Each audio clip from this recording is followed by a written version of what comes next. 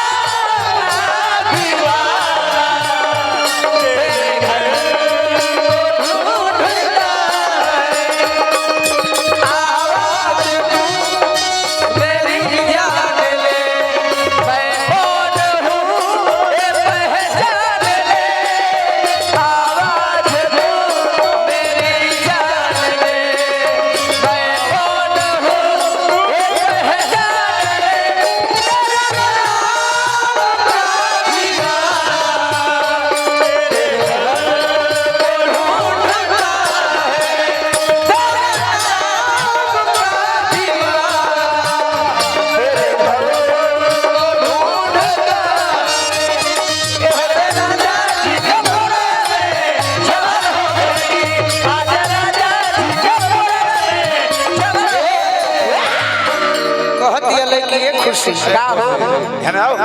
कि राजा जी के मोठवा में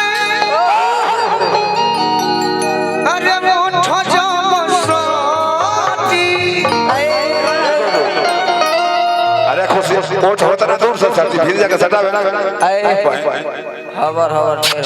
अरे हम जो भी है भाव दे दे अरे भीड़ देना तो उतना दूर से भीड़ देगी तो ही गुड फिल्म बनाओ ना तो राजा जी के मोठवा में मोठो जो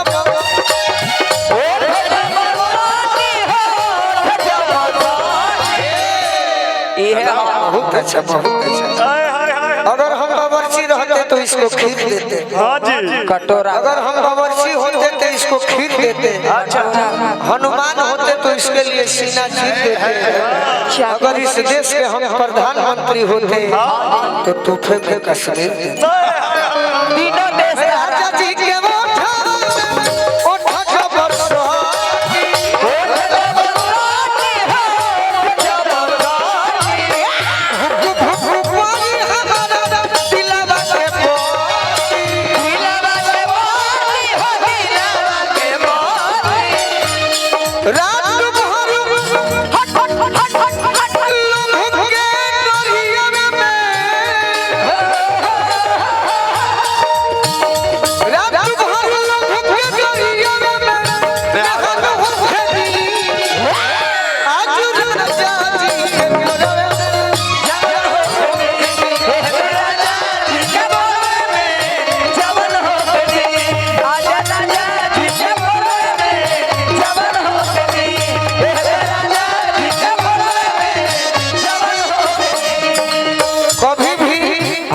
जे श्रोता नीचे बैठल बनी तो कहीं के ताली ना बजावल जाए हम कहि दी कि हमारे खातिर ताली बजा दी तो रोज से बजा दे बिना बजा दे लेकिन गीत के लाइन पर हां जी ऐसा एगो लाइन मार दो कि अपने आप ताली बजे सही लय में हां जी उहे लइके के बियाह भइल बा जौन कहतिया कि राजा जी के कोरवे में हां जी जवान होखे दी अच्छा कुछ दिन के बाद का कही लाइन ऐसा गाओ कि हल्ला हो जाए कौन गलती कोई नहीं पहिला भेंट में कौन गलती कोई नहीं पहिला भेंट में राजा जी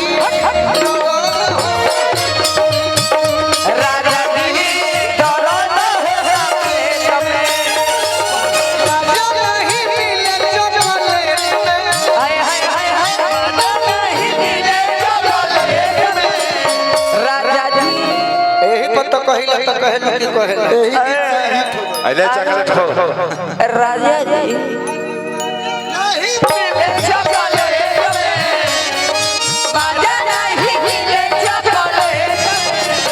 राजा जी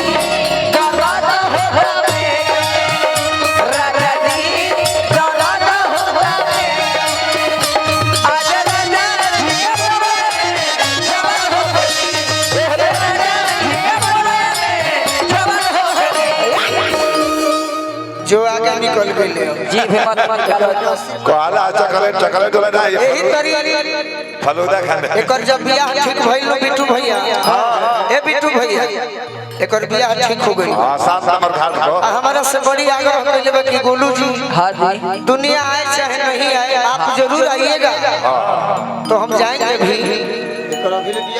एकर बियाह केकरा से ठीक भइल केकरा से एगो पहलवान से तो दू आदमी जाला ना कि भाई पता करी जे फलाना पहलवान के कौन घर है सही तो दू जना अगुआ मन के गइले हाँ जी आ कहले किया जी अजी एगो हम अपना लड़की के बियाह ठीक कइले बानी यही पटना जिला में फलाना पहलवान के कौन घर है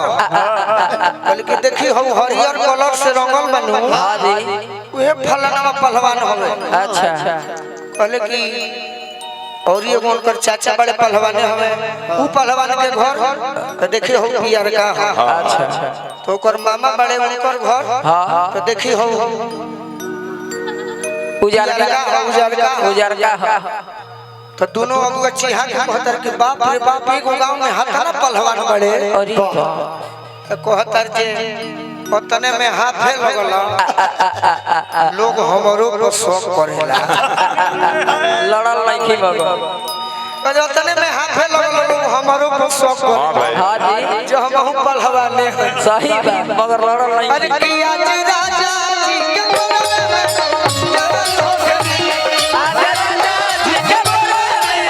जवान हो गई तनी फिल्म के हीरोइन बन जा वाह वाह कहे से कि हमारा के एक दिन एगो डायरेक्टर फोन कर बड़े कृष्ण लड़की को लेना है बस इसको लेना है इसको लेना है फिल्म इस लड़की को लेना है फिल्म में में लेना है लेकिन ये रोल करेगी तब ना तब का देखते हैं आज अच्छा लगेगा तो इस लड़की के लिए ताली बजाइएगा अच्छा लगेगा अभी नहीं बाबा 5 मिनट वाला रोल अभी प्रैक्टिस बस आंख बंद करो आंख बंद करो दीवा गाए मुंह बंद करो कि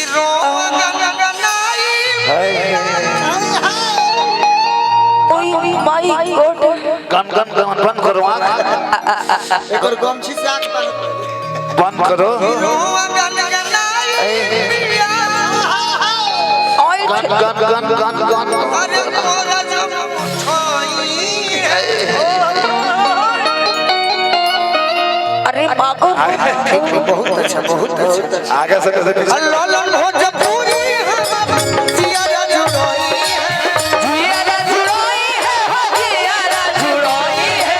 अल्लाह भोजपुरी जिया जुड़ोई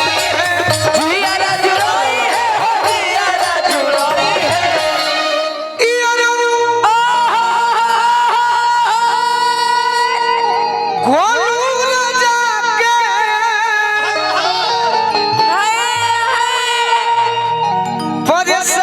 परेशान